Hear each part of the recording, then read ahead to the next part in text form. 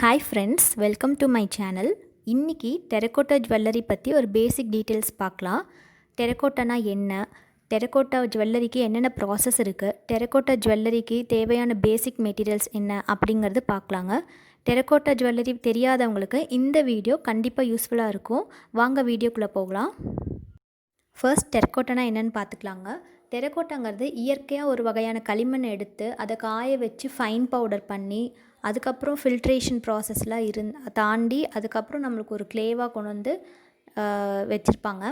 அந்த க்ளேயை யூஸ் பண்ணி தான் மண்பானை, சிலை, அப்புறம் பூந்தொட்டி, டைல்ஸு, ஓடுன்னு சொல்லுவாங்களா, அது எல்லாமே அந்த டெரகோட்டா வச்சு செஞ்சுருக்காங்க. டெரகோட்டாங்கிறது இப்போ வந்தது இல்லைங்க, ஆதி காலத்துலேருந்தே டெரகோட்டா க்ளே வச்சு நிறைய செஞ்சுருக்காங்க. அந்த டெரகோட்டா க்ளே வச்சு தான் நம்ம இப்போ ரீசெண்ட் டைம்ஸில் ட்ரெண்டில் போயிட்டுருக்க டெரகோட்டா ஜுவல்லரி போயிட்டுருக்கு. டெரகோட்டா ஜுவல்லரிக்கு என்னென்ன ப்ராசஸ்ன்னு பார்க்கலாங்க.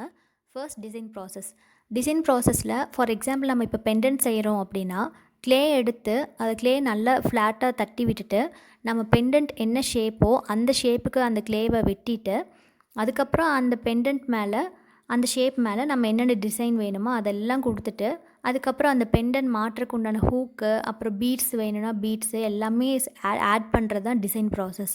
இதெல்லாம் எப்போ பண்ணணும்னா அந்த க்ளே வந்து ஈரமாக இருக்க டைம்லேயே நம்ம எல்லாமே இதெல்லாம் பண்ணி முடிச்சிடணும். காஞ்சதுன்னா கண்டிப்பாக கிராக்ஸ் விழுகும்.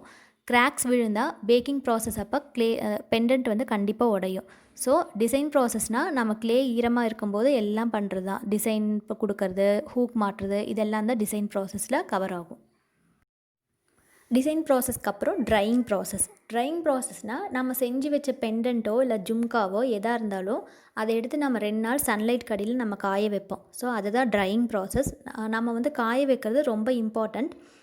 காய வைக்காமல் ஈரப்பதத்தோடு இருந்ததுன்னா நம்ம பேக்கிங் ப்ராசஸ் பண்ணும்போது கண்டிப்பாக உடையிறக்கு சான்சஸ் இருக்குது. ஸோ நல்லா காய வைக்கணும். 2 இல்லைன்னா 3 நாள் வந்து சன்லைட்டில் காய வைக்கணும், இல்லைன்னா ரூம் டெம்பரேச்சரில் காய வச்சாலும் ஓகே. ஸோ இதுதான் ட்ரையிங் ப்ராசஸ். பேக்கிங் ப்ராசஸ் செஞ்சு வச்ச டிசைன் நல்லா வெயிலில் காஞ்சதுக்கப்புறம் ஒரு பானையில் மரத்தூள் போட்டு அதுக்குள்ளே செஞ்சு வச்ச டிசைன்ஸ் எல்லாம் போட்டு அடுப்பில் ஒரு சர்டின் டெம்பரேச்சரில் 4 to 5 hours நம்ம வந்து ஹீட் பண்ணுவோம். ஸோ அது பேக்கிங் ப்ராசஸ். அது எதுக்கு அப்படின்னா அது நம்ம செஞ்சது அந்த பேக் பண்ணதுக்கப்புறம் நீங்கள் அது மேலே தண்ணி ஊற்றி பாருங்கள், கண்டிப்பாக வந்து தண்ணி உரியாது, நல்லா அது ஸ்ட்ராங்காக இருக்கும். ஸோ அதுக்கு தான் அந்த பேக்கிங் ப்ராசஸ் பண்ணுறோம். இதே நீங்கள் பேக்கிங் ப்ராசஸ் பண்ணலை அப்படின்னா அந்த பெண்டன்ட்டில் நீங்கள் தண்ணி ஊற்றிங்கன்னா கண்டிப்பாக தண்ணி உரியும். தண்ணி உரிய கண்டிப்பாக கரையிறதுக்கு சான்ஸ் இருக்குது. ஸோ இதுக்கு தான் நம்ம வந்து பேக்கிங் ப்ராசஸ் பண்ணுறோம்.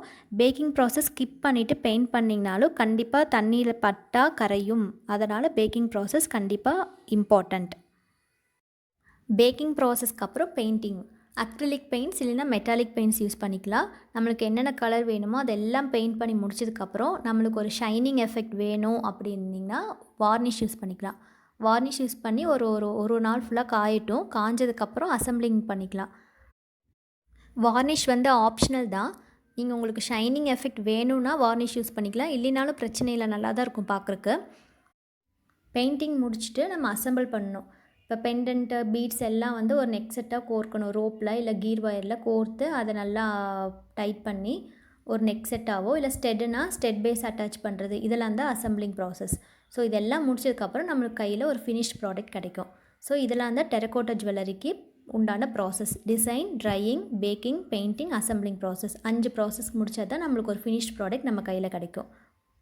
டெரகோட்டா ஜுவல்லரிக்கு இப்போ தேவையான பேசிக் மெட்டீரியல்ஸ் என்னென்னு பார்க்கலாங்க. ஃபர்ஸ்ட் வந்து க்ளே. இது வந்து நான் டெரகோட்டா பேக்கிங் க்ளே யூஸ் பண்ணுறேன்.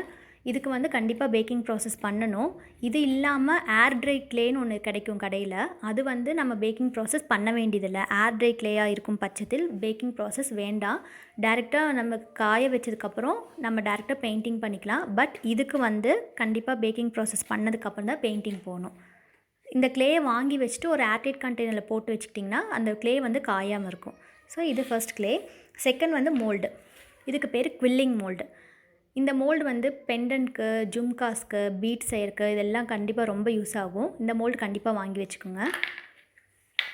தேர்ட் வந்து நிக்ரோம் ஒயர். இதுதான் நிக்ரோம் ஒயர். இது வந்து பெண்டன்ட் பீட் ஜாயின் பண்ணுறக்கு, பெண்டன்ட் ஹூக் செய்யறதுக்கு தான் இந்த நிக்ரோம் ஒயர் யூஸ் பண்ணுவோம். இது பேக்கிங் அப்போ வந்து இது இந்த ஹீட்டை வந்து தாங்கக்கூடிய தன்மை இந்த நிக்ரோம் ஒயருக்கு இருக்குது. ஸோ அதனால் நம்ம இந்த டெரகோட்டாக்கு நிக்ரோம் ஒயர் யூஸ் பண்ணுறோம். 4th வந்து acrylic paints. Acrylic paints, metallic paints எது வேணாலும் யூஸ் பண்ணிக்கலாம், அது நம்ம விருப்பம்தான். முக்கியமாக பிளாக் இருக்கிற மாதிரி பார்த்துக்கோங்க. பிளாக் கலர் வந்து ரொம்ப இம்பார்ட்டண்ட்.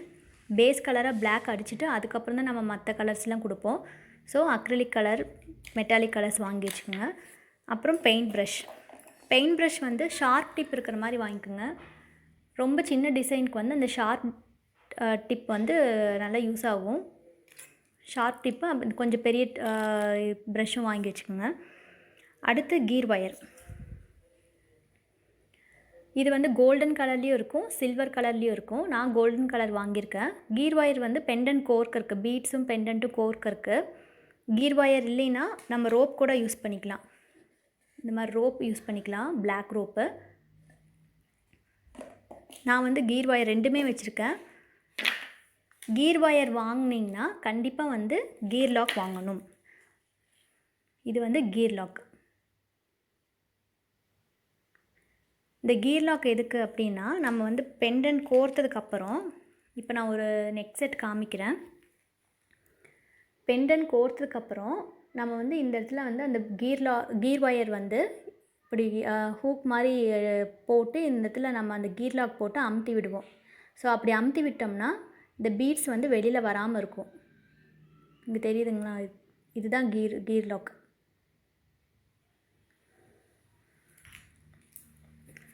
ஸோ அது கீர் லாக்.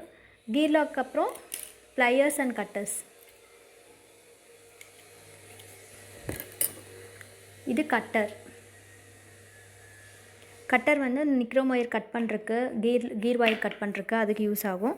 ப்ளையர்ஸ் வந்து ஹூக் பண்ணுறக்கு, அப்புறம் அது அந்த கீர் லாக்கெலாம் அமுத்தி விடுறக்கு, பெண்டன்ட்டை பீட்ஸ் இன்செர்ட் பண்ணுறக்கு, இதுக்கெலாம் அந்த ப்ளையர்ஸ் யூஸ் ஆகும். So pliers and cutters. Next